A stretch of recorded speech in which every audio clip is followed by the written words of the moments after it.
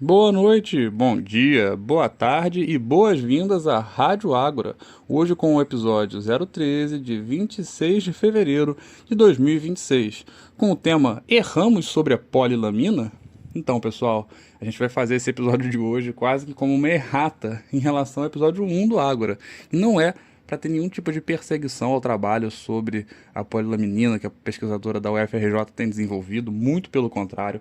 A gente tem uma enorme esperança de que esse resultado, né, que foi inicialmente divulgado como positivo, possa vir a ser confirmado, que esse medicamento venha a ser futuramente, né, enfim, bem sucedido nessa iniciativa de ajudar na recuperação de pessoas com lesão medular, mas é muito importante que a gente, enquanto um veículo de comunicação, com um compromisso científico, com uma vinculação a uma universidade federal, né, aqui a Faculdade de Medicina da Universidade Federal Fluminense, que a gente venha fazer um alerta em relação a essa questão. Muitas pessoas podem estar lidando com essa situação de forma superficial, até no meio universitário, no meio médico, e a gente acha que é essencial haver alguns esclarecimentos sobre isso.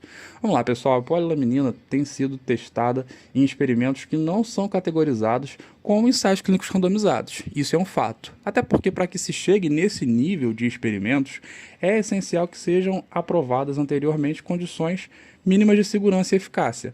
Então, o que eu estou querendo dizer de forma simplificada? E esse episódio não é para ser termos técnicos, não é para ser nada complexo. É exclusivamente para ser simples e compreensível.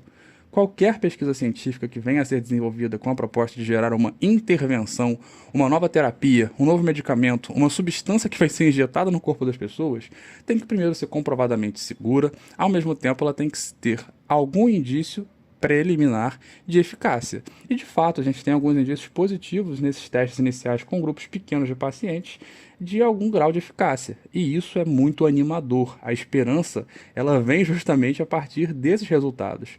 Porém, o método científico, que já tem suas centenas de anos aí com bons motivos para existir, ele nos diz que a gente não pode levar a ferro e fogo informações preliminares sem que haja a comparação com as terapias atualmente vigentes.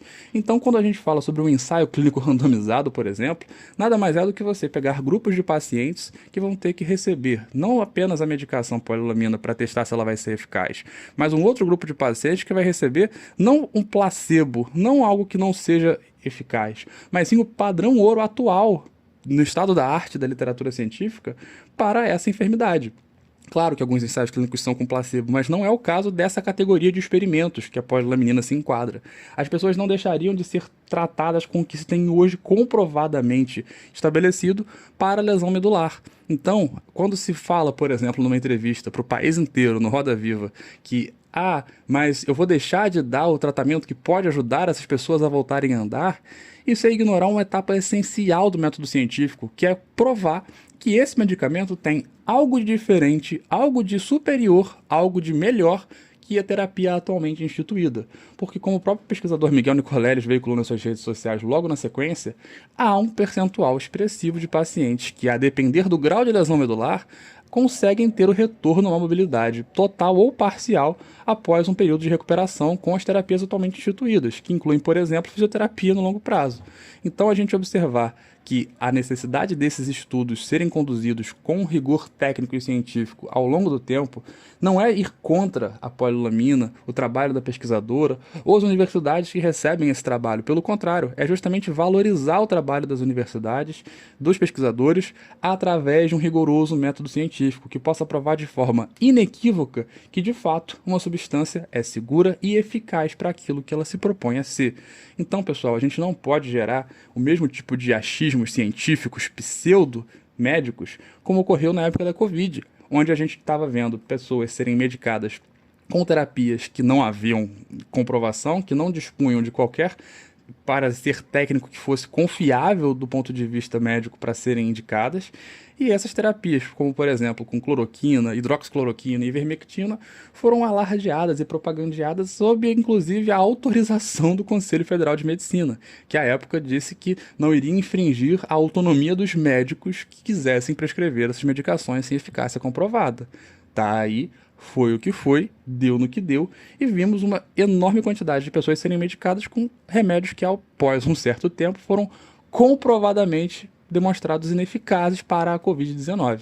Então, quando a gente olha para as pesquisas científicas que vêm depois, é muito fácil chegar à conclusão dos resultados. Aqueles que alertavam desde o início que hidroxicloroquina poderia não ser uma boa, tinha efeitos colaterais, a ivermectina a mesma coisa, quanta gente que a gente não ouviu relatos com problemas hepáticos por conta dessa hepatotoxicidade da ivermectina depois de usar esse tratamento para Covid. No caso da polilaminina, a gente ainda tem uma via de administração, que é a via intratecal, que não é tão segura do ponto de vista de evidências em termos de ter eficácia enquanto uma via de administração medicamentosa para essa classe de medicamentos. Então, na prática, o que a gente vem hoje dizer sobre a necessidade de novos estudos e de um rigor técnico e científico para falar de polilaminina não é ir contra a torcida de que o remédio dê certo. Eu torço muito para que ele possa vir a ser bem sucedido, que a gente tenha essa nova oportunidade no horizonte terapêutico das pessoas com lesão medular, mas mais do que isso, a gente, enquanto pessoas que defendem a ciência e a universidade,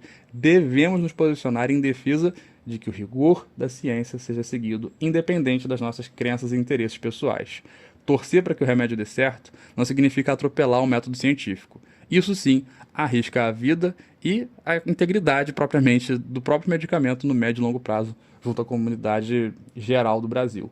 Quando a gente vê juízes deferindo sentenças referentes à polilaminina para que ela seja aplicada em pessoas sem haver uma garantia de que ela seja efetiva, lá na frente a gente pode olhar para essa época que a gente está vivendo agora com o mesmo olhar que nós temos sobre a Covid-19, a hidroxicloroquina e a ivermectina.